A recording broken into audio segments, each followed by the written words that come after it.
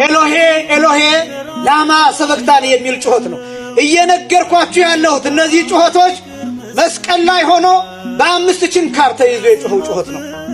ጭንቅላቱን ብያችኋለሁ ወደ 70 የሚደርሰው የብረት እሾህ እየቀደደው ልቡን እየወጋው የጮኸው ጩኸት ነው። ተመችቶት የጮኸው ጩኸት አይደለም። ይሁድ መድኃኔዓለምን በሰቀሉት ጊዜ ሚካኤል አርመመ ወገብርኤል ተደመ ይላል።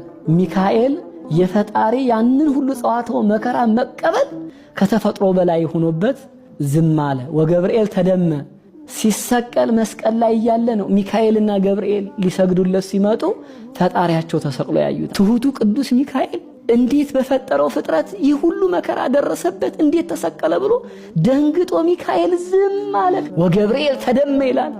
መስቀል ላይ ተሰቅሎ ወዲያው የሞተ ጌታ ብቻ። ሌሎች ይቆያሉ። እግራቸው ተሰብሮ መተንፈስ ሲያቅታቸው ነው የሞቱት የግራና የቀኝ ወንበዴዎች። ክርስቶስ ግን በ3 ሰዓት ነው የሞተው። ጲላጦስ ራሱ ገረመው። ከመቼው ሞተ አለ። ለምን ቶሎ እንደሞተ ታውቃላችሁ? 6666 ጊዜ ተገረፈ። የተገረፈው እኮ ክርስቶስ እኛ ለቡሄ በምናጮኸው ጅራፍ አይደል። ሮማውያን የሚገርፉበት ጅራፍ እሾህ ያለበት እኮ ነው ጅራፉ ራሱ። ሚስማር ያለበት የሾሉ አጥንቶች ያሉበት ሰውነት ላይ ካረፈ በኋላ ስጋ እየነጨ የሚነሳ። አንዳንዴ ስጋውን ነጭተው ድጋሚ ሊገርፉት ሲሉ ስጋውን አራግፈው